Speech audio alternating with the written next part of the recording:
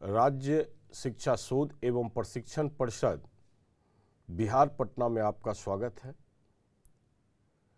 पिछले कक्षा में हम लोग स्टूडेंट देख रहे थे आर्गुमेंट ऑफ कॉम्प्लेक्स नंबर, मतलब कि सम्मिश्र संख्या का पूर्णांक कैसे ज्ञात करते हैं। आज हम उस पूर्णांक को निकालने के लिए दूसरी विधि का प्रयोग करेंगे और इस विधि से आप पूर्णांक को कम समय में आप निकाल पाएंगे। तो टॉपिक हमारा आज का है argument of complex number. Argument of complex number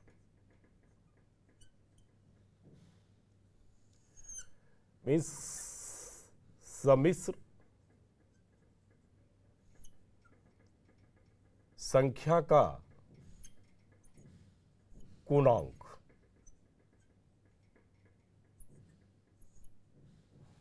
सम्मिश्र संख्या का पूर्णांक या इसे हम एम्पलीट्यूड भी कहते थे।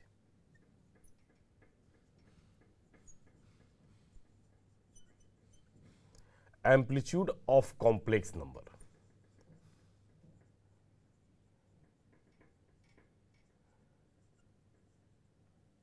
हम इसमें फाइंड कर चुके थे कि एम्पलीट्यूड कैसे फाइंड करते हैं और एम्पलीट्यूड होता क्या है। आज फिर हम एक कॉम्प्लेक्स नंबर लेते हैं z equal to x plus iota into Y.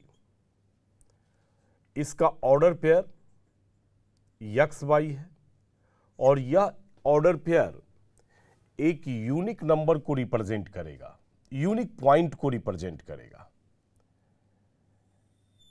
अब यह यूनिक पॉइंट हम अपने आर्गन प्लेन के ऊपर दिखाएंगे या कॉम्प्लेक्स प्लेन के ऊपर दिखाएंगे। सम्मिश्र तल इसे कहते हैं। सपोज किए कि ये पॉइंट मेरा P और जिसका कोऑर्डिनेट x y है, मतलब पॉइंट P का निर्देशांक x है और पॉइंट P का y निर्देशांक जो है वो स्मॉल y है और ये हमारे पास एक unique complex number z equal to x plus iota into y को रिप्रेजेंट कर रहा है। अब इसे ऑरिजिन से ज्वाइन करते हैं। तो कल पिछले कक्षा में हम बताए थे कि x एक्सिस से धनात्मक दिशा में जो एंगल बनता है थीटा, इसी एंगल को हम लोग एम्पलीट्यूड कहते हैं। एम्पलीट्यूड कहते हैं। अब इस P से परपेंडिकुलर ड्रॉ कर देते हैं L। तो OL इक्वल टू हमारे पास में x फाइंड होता है और PL equal to y find होता है और OP हमारे पास में मॉडुलस ऑफ z है, मतलब z का मापांक है। हम यहां से कह सकते हैं कि OL हमारे पास में x है, PL इक्वल टू y है और OP ये z का मापांक है और इसकी वैल्यू फाइंड किए थे x square plus y square का स्क्वायर रूट। अब इस ट्रायंगल का प्रयोग करते हैं इन ट्रायंगल PLO से और सिंपली हम इससे tan थीटा फाइंड कर लेते हैं। तो tan थीटा इक्वल टू ये परपेंडिकुलर PL हो गया और बेस हमारे पास में OL है, तो PL divided by OL means y बटे x हो गया। यहां से थीटा फाइंड कर लेते हैं। तो फाइनली हमारे पास थीटा इक्वल टू फाइंड हो जाता है tan इनवर्स मॉड में रख लेते हैं मॉड ऑफ y बटे x, ये फाइंड हो जाता है। ये फाइंड हो गया हमारा थीटा इक्वल टू। अब इसी का प्रयोग कर कर, जहां की कल के डेट में अगर देखेंगे, पिछले लेक्चर्स में देखेंगे, तो हम आपको बताए थे कि दो इक्वेशन को सेटिस्फाइड करता हो, मतलब थीटा वह वैल्यू है जो दो इक्वेशन को सेटिस्फाइड करता हो। Cos theta equal to z x divided by root under x square plus y square, और sine theta equal to y बटे root under x square plus y square. तो थीटा का वह वैल्यू जो इस दो इक्वेशन को संतुष्ट कर देता हो या दो इक्वेशन को सेटिस्फाइड कर देता हो, वही वैल्यू थीटा का आर्गुमेंट कहलाता है, मतलब कॉम्प्लेक्स नंबर का आर्गुमेंट कहलाता है।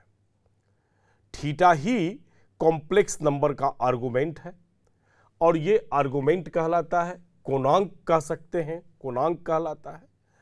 अब यहां दो इक्वेशन को सेटिस्फाइड करना पड़ता था, तो हमारे पास में प्रोसेस बढ़ जाते थे। दो बार इक्वेशन लेना है, दोनों को सेटिस्फाइड करना, और वह वैल्यू को खोजना पड़ता है कि कौन सा वैल्यू उसे ओरिजिनल में दोनों को सेटिस्फाइड करता है। जबकि इस इक्वेशन से सिर्फ एक बार वैल्यूज फाइंड करके हम उसके कोणांक को निकाल सकते हैं। हाँ, यहां एक बात और भी ध्यान में रखना है कि आप अगर यहां से डायरेक्ट मॉड भी लगा सकते हैं, और अगर सिर्फ थीटा लिखते हैं तो आप tan इनवर्स y बटे x भी लिख सकते हैं, और जरूरत के हिसाब से फिर अलग अलग जगहों पर मॉड लगाना पड़ेगा। इसलिए फाइनली हम एक ही बार मॉड इसमें अप्लाई कर लिए, चूंकि ये पॉजिटिव होकर हमें रिजल्ट फर्स्ट क्वाड्रेंट में थीटा का मिल जाए। अब यहां से आपको याद रखना है नोट में, क्या याद रखना है कि अगर z फर्स्ट क्वाड्रेंट में लाइज करता है, z ले लेते हैं और एक साइड हम लिख लेते हैं इसके आर्गुमेंट को,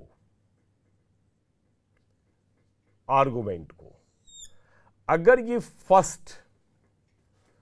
फर्स्ट क्वाड्रेंट में लाइज करता है, तब हमारे पास में आर्गुमेंट जो है वो theta equal to tan inverse, आप y बटे x भी लिखेंगे, क्योंकि फर्स्ट क्वाड्रेंट में लाइज करने का मतलब है कि x पॉजिटिव और y पॉजिटिव होगा, दोनों पॉजिटिव है। इसलिए फाइनली आप इसे tan इनवर्स y बटे x भी लिख सकते हैं, कोई प्रॉब्लम नहीं है, क्योंकि z फर्स्ट क्वाड्रेंट में लाइज कर रहा है। अगर z हमारे पास में सेकेंड क्वाड्रेंट में लाइज करता है, इसका अर्थ है कि x हमारे पास नेगेटिव है और y पॉजिटिव है, तब आर्गुमेंट थीटा जो है हमारे पास सेकेंड में अगर लाइज करेगा, तो आर्गुमेंट ऑफ z, थीटा की जगह पर हम आर्गुमेंट ऑफ z ही लिखते हैं।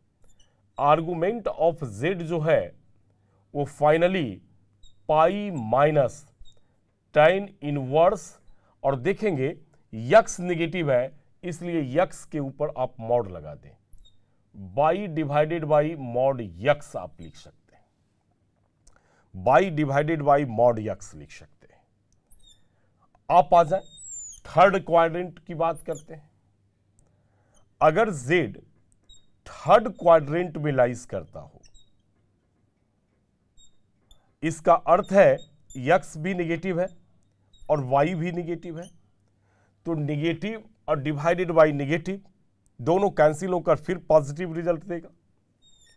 तब ऐसी स्थिति में आर्गुमेंट ऑफ z जो है वो पाई और प्लस tan इनवर्स y बटे यक्स हो जाएगा, tan इनवर्स y बटे यक्स हो जाएगा। और अगर ये फोर्थ क्वाड्रेंट में लाइज करता हो, फोर्थ क्वाड्रेंट में लाइज करता हो, मीन्स यक्स हमारे पास में पॉजिटिव होगा और y हमारे पास में निगेटिव होगा, फोर्थ क्वाड्रेंट में जा रहे हैं, तब ऐसी स्थिति में आर्गुमेंट ऑफ z जो है वो 2 पाई माइनस tan इनवर्स, और y नेगेटिव है इसलिए y में मॉड अप्लाई कर देंगे और डिवाइडेड बाई यक्स लिखेंगे। अगर ये टूल्स आपके ब्रेन में आ जाए तो आर्गुमेंट निकालना बहुत ही सहज हो जाएगा और हम आर्गुमेंट को बहुत आसानी से निकाल सकते हैं। यहां फर्स्ट क्वाड्रेंट का मतलब है कि यक्स और वाई है, दोनों पॉजिटिव है, ये प्लस है और ये प्लस है। इस सेकेंड क्वाड्रेंट का मतलब है कि हमारे पास में यक्स और वाई जो देख रहे हैं, तो यहां यक्स वाई का मतलब है कि यक्स पॉजिटिव है, वाई निगेटिव है, सॉरी यक्स निगेटिव है और वाई पॉजिटिव है। थर्ड क्वाड्रेंट में है तो यक्स निगेटिव और वाई निगेटिव है, और फोर्थ में है तब यहां यक्स पॉजिटिव है और वाई नेगेटिव है। तो आप कॉम्प्लेक्स नंबर को देखते हुए ही आप समझ जाएंगे कि ये किस क्वाड्रेंट में लाइज कर रहा है और इसका आर्गुमेंट क्या होगा, इसका आर्गुमेंट क्या होगा।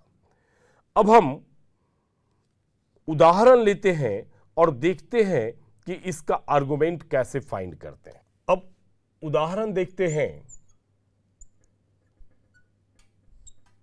z equal to -1 plus √3i का कोणांक ज्ञात करें।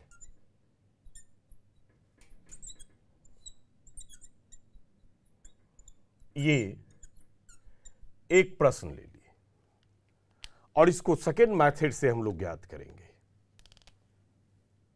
तो यक्स हमारे पास फाइनल -1 है और y का वैल्यू √3 है, और यहां देख रहे हैं कि यक्स हमारे पास में निगेटिव है और y पॉजिटिव है। यक्स हमारे पास में निगेटिव है और y पॉजिटिव है। इसका अर्थ है कि यह कॉम्प्लेक्स नंबर, यह सम्मिश्र संख्या सेकेंड क्वाड्रेंट द्वितीय पाद में लाइज करता है, ये सेकेंड क्वाड्रेंट में लाइज करता है।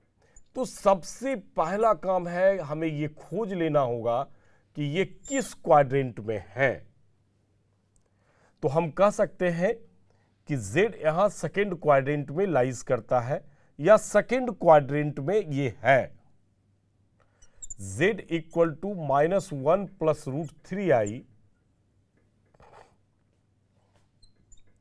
द्वितीय पाद में स्थित है, ये सबसे पहले पता करना है। और अगर ये सेकेंड क्वाड्रेंट में है तो अभी हम एक चार्ट लिखे थे, वहां बताए थे कि आर्गुमेंट ऑफ z जो फाइनल मेरा होगा वो सेकेंड क्वाड्रेंट में पाई minus tan inverse y divided by mod x होगा। चूंकि यक्स नेगेटिव है, आप पॉजिटिव रखना है। तो अब इसमें हम वैल्यूज को रखेंगे, देखते हैं कि क्या होगा। तो pi minus tan inverse, y का वैल्यू हमारे पास में √3 और यक्स का वैल्यू -1, तो मॉड ऑफ -1, तो pi minus tan inverse finally आ गया √3, और tan इनवर्स √3 कितना होगा, आपको टेबल तो याद ही होगा कि tan 0 का वैल्यूज कितना होता है, तो 0, tan 30 का वैल्यू कितना होता है 1/√3, tan 45 का वैल्यूज 1 और tan 60 का जो वैल्यूज होता है वो आपके पास में √3 होता है। तो यहां आपको जरूरत पड़ेगा ट्रिगोनोमेट्रिकल चार्ट का, टेबल का। आप टेबल में याद किए होंगे 0 डिग्री, 30 डिग्री, 45 डिग्री, 60 डिग्री और फिर 90 डिग्री, इस प्रकार से। tan के लिए हम जरूरत है तो tan ही ले लेते हैं, tan 0 0, tan 30 1/√3 और tan 45 को tan 45 1, tan 60 √3 और tan 90 अनडिफाइंड, अपरिभाषित है, सिंबॉलिक रिप्रेजेंटेशन इन्फिनिटी की तरह देते हैं। ये हमारे पास में टेबल था और इसका स्टडी आप क्लास 9 से ही कर रहे होंगे। 10th में तो पूरी ट्रिगोनोमेट्री पढ़नी थी तो वहां भी आपने पढ़ा होगा, या क्लास 11th में भी ट्रिगोनोमेट्री में आप इसका स्टडी किए होंगे। तो यहां √3 है, ये √3 है। अगर आप इसे रेडियन में बदलते हैं तो इसे 30 को हम लोग 30 को π/6 रेडियन कहेंगे, 45 को π/4 रेडियन कहेंगे, 60 को π/3 रेडियन कहेंगे और 90 को π/2 रेडियन कहेंगे। यह 0 है तो 0 होगा रेडियन। तो tan इनवर्स √3 है, इसका अर्थ है कि π/3 होगा। तो यहां आप π/3 रख देंगे, एलसीएम लेंगे तो ये √3 हो गया, तो 3π और -π, फाइनल रिजल्ट हो गया 2π/3। मतलब कि इस कॉम्प्लेक्स नंबर का इसका आर्गुमेंट 2π/3 है। तो इस प्रकार से आप 2 लाइन में आप इसका रिजल्ट को निकाल सकते हैं। एक और भी एग्जाम्पल लेकर देखते हैं, एक और एग्जाम्पल लेते हैं। z -i और -i का कोणांक निकालें, कोणांक ज्ञात करें, यह हमने क्वेश्चन दिया, कोणांक ज्ञात करें। अब इसके कोणांक की बात करेंगे तो x हमारे पास -1 है और y -1 है। इसका अर्थ है कि x भी नेगेटिव है और y भी नेगेटिव है, थर्ड क्वाड्रेंट में लाइज करता है। ये देखते साथ आपको पता करना है कि ये थर्ड क्वाड्रेंट में लाइज कर रहा है। z -1 -i तृतीय पाद में स्थित है और तृतीय पाद में जब स्थित होगा तब ऐसी स्थिति में आर्गुमेंट ऑफ z हमने बताया कि पाई प्लस tan इनवर्स y/x होगा, पाई प्लस tan इनवर्स y/x होगा। थोड़ा सा ध्यान रखेंगे तो इस क्वेश्चन को बनाना बहुत ही आसान है। आप टेबल को ध्यान में रखें तो पाई प्लस tan इनवर्स y का मीन्स -1 डिवाइडेड बाई -1, तो पाई प्लस tan इनवर्स 1 हो जाएगा और tan इनवर्स 1 देख रहे हो स्टूडेंट 45 डिग्री है, माने रेडियन में π/4 है, तो पाई प्लस π/4 हो जाएगा। एलसीएम 4 हो गया तो 4π plus pi equal to 5π/4 find हो गया। इस प्रकार से हम कह सकते हैं कि इस complex number z -1 -i complex number का कोणांक जो होगा, या इंग्लिश में उसे कह लें आर्गुमेंट होगा, या शॉर्ट में अगर लिखेंगे तो ARG ऑफ z लिखेंगे, का कोणांक जो है 5π/4 होगा।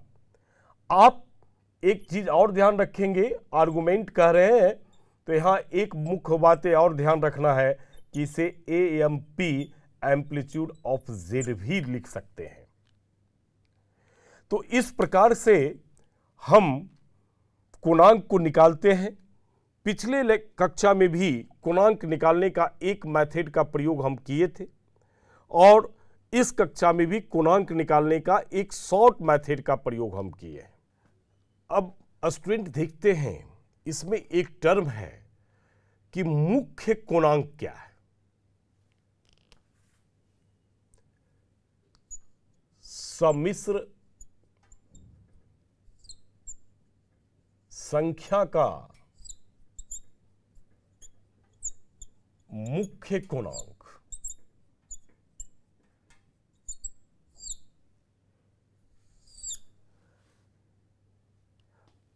मुख्य कोणांक क्या है? मैंने principal value of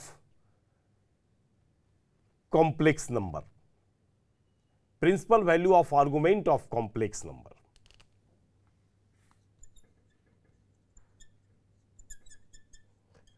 value of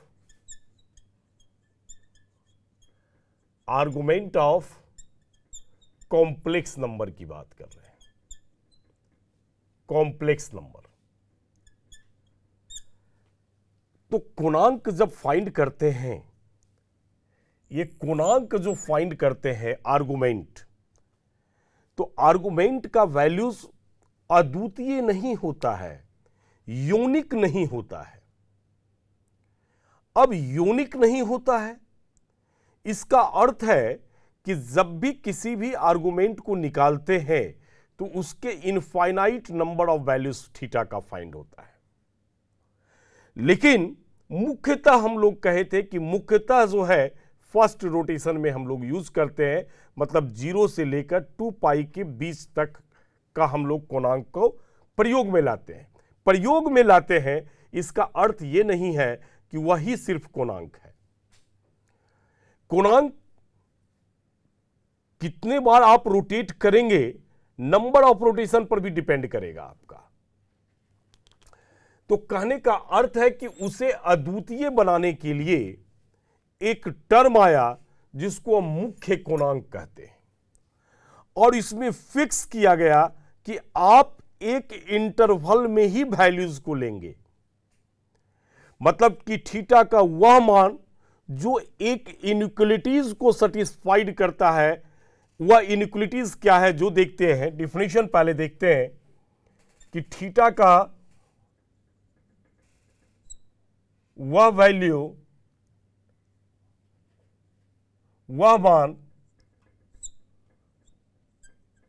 मुख्य कोणांक कहलाता है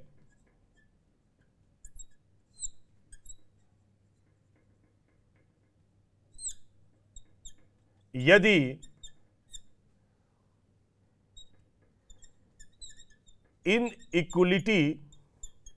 इनइक्वालिटीज माइनस पाई से ग्रेटर देन ले लेते हैं थीटा और पाई के लेस देन इक्वल टू को संतुष्ट करता है, संतुष्ट करता है। तो थीटा का वह मान्य मुख्य कोणांक कहलाता है यदि इनइक्वालिटीज असमीकाएं माइनस पाई से ग्रेटर देन और पाई से लेस देन इक्वल टू को संतुष्ट करता है। अगर इसको सेटिस्फाइड कर देगा तब ऐसी स्थिति में हम उसे मुख्य कोणांक कहेंगे, मुख्य कोणांक कहेंगे। अब मुख्य कोणांक कहेंगे और यहां ये फिक्स कर दिया गया है। कहने का अर्थ है कि अगर आप इसे डिग्री में देखेंगे तो -180 डिग्री से ग्रेटर देन थीटा है और 180 डिग्री से less than and equal to theta है। इस असमीकाएं को संतुष्ट करता है। इसलिए ये जो मान है मुख्य कोणांक जो है उसका मुख्य कोणांक जो है मतलब यूनिक होगा, अद्वितीय होगा। हम यहां से एक इंपॉर्टेंट बात कहते हैं, लिख सकते हैं कि मुख्य कोणांक का मान अद्वितीय हो, अद्वितीय है। मुख्य कोणांक का मान अद्वितीय है, मतलब इसके infinite number of solution find नहीं होंगे। जब प्रिंसिपल वैल्यू ऑफ आर्गुमेंट की बात करेंगे तो सिर्फ और सिर्फ एक ही वैल्यूज फाइंड होगा, आपका यूनिक वैल्यू फाइंड होगा, अद्वितीय वैल्यू फाइंड होगा। इसलिए आपकी किताब में यह भी लिखा जाता है कि मुख्य कोणांक वह मान है जो कि अद्वितीय है, जो कि अद्वितीय है। अब मुख्य कोणांक निकालेंगे कैसे, इस आर्गुमेंट का प्रिंसिपल वैल्यू कैसे फाइंड करेंगे, ये बातें उत्पन्न होती है। तो अब इसे भी हमें देखना पड़ेगा कि यक्स वाई कहां लाइज कर रहा है। वो फर्स्ट क्वाड्रेंट में है, सेकेंड क्वाड्रेंट में है, थर्ड क्वाड्रेंट में है या फोर्थ क्वाड्रेंट में है। जिस क्वाड्रेंट में वो लाइज करेगा उसके अकॉर्डिंगली प्रिंसिपल वैल्यू को हमें सेलेक्ट करना पड़ेगा। सपोज करते हैं case number first, x y means यहां एक सम्मिश्र संख्या ली गई है, z equal to x plus iota into y, x plus iota into y. और अगर इसे ऑर्डर पेयर में चेंज करें तो इसका ऑर्डर पेयर हो गया यक्स वाई। अब इसी यक्स वाई से हमें यह पता करना है कि वह किस क्वाड्रेंट में लाइज कर रहा है। तो सपोज करते हैं कि यक्स वाई फर्स्ट क्वाड्रेंट में लाइज करता है, फर्स्ट क्वाड्रेंट में है। तो जब फर्स्ट क्वाड्रेंट में होगा तब हम इसका मुख्य कोणांक निकालेंगे तो फाइनली थीटा फाइंड होगा। इसका अर्थ एक फिगर भी ले लेते हैं। अभी हमारे पास जो सिचुएशन है उस सिचुएशन में P फर्स्ट क्वाड्रेंट में यक्स वाइज में लाइज कर रहा है, ये इसका प्रिंसिपल वैल्यू है। ये हमारे पास में परपेंडिकुलर यल है, इमेजिनरी एक्सिस और ये रियल एक्सिस है। अब ध्यान देंगे, चूंकि इनइक्वलिटीज क्या है, पाई से लेस देन है, इसका अर्थ है कि ये जो फर्स्ट क्वाड्रेंट आपका है वो 0 से 90 के बीच में लाइज कर रहा है, 0 से 90 के बीच में है। इसका अर्थ है कि ऐसी स्थिति में इसका आर्गुमेंट और प्रिंसिपल वैल्यू ऑफ आर्गुमेंट दोनों सेम होंगे, क्योंकि आर्गुमेंट भी आपका इस इनइक्वलिटीज को वहां सेटिस्फाइड कर रहा था। अगर एक रोटेशन की बात करेंगे तब ऐसी स्थिति में इसका मुख्य कोणांक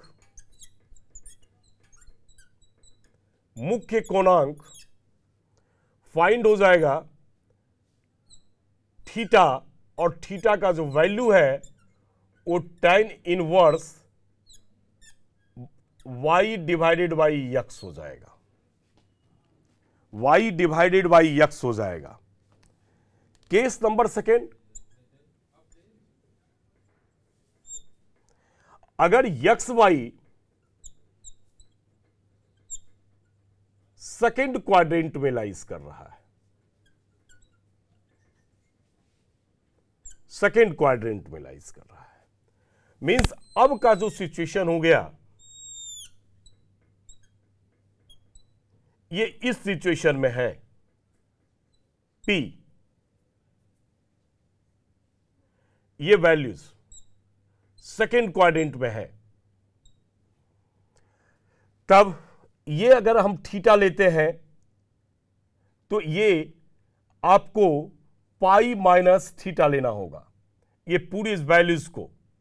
तो यहां हम इसे पाई माइनस थीटा लेंगे अगर ये थीटा है। तो आप परपेंडिकुलर भी ड्रॉ कर सकते हैं, ये यक्स वाई है। तब ऐसी स्थिति में इसका मुख्य कोणांक theta equal to pi minus tan inverse tan inverse और सेकेंड क्वाड्रेंट में यक्स निगेटिव है तो y divided by mod x करेंगे, क्योंकि आपको पॉजिटिव बना लेना है। थर्ड में आएंगे, उसी प्रकार से अगर यक्स वाई थर्ड क्वाड्रेंट में लाइज करता हो, यक्स वाई थर्ड क्वाड्रेंट में लाइज कर रहा हो, तब क्या करेंगे, इसका मुख्य कोणांक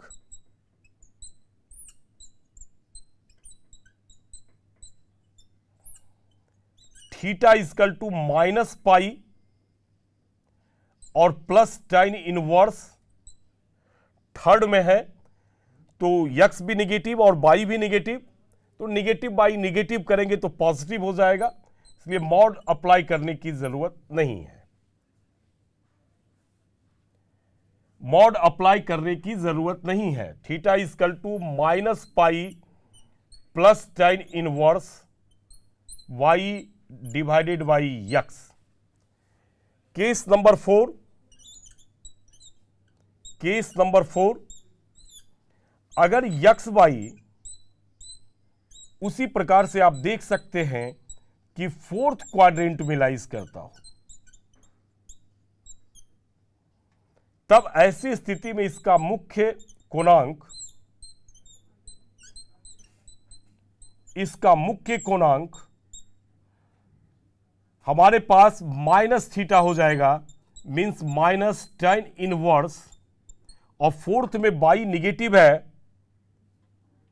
y निगेटिव है, y निगेटिव है, तो आप इसे लिखेंगे tan inverse mod y divided by x. ये पूरा का पूरा हमारे पास में एक रूल हो गया। इस रूल के अनुसार आप मुख्य कोणांक को आसानी से निकाल सकते हैं। अब स्टूडेंट, ये मुख्य कोणांक का निकालने का नियम हो गया। अब अगले लेक्चर्स में देखेंगे कि इस एग्जाम्पल लेकर कि हम मुख्य कोणांक को कैसे निकालते हैं, और साथ में एक टर्म आता है पोलर फॉर्म। पोलर फॉर्म, आप किसी भी कॉम्प्लेक्स नंबर के पोलर फॉर्म को कैसे लिखेंगे। तो आज का जो कक्षा है आज यहीं समाप्त करते हैं। धन्यवाद।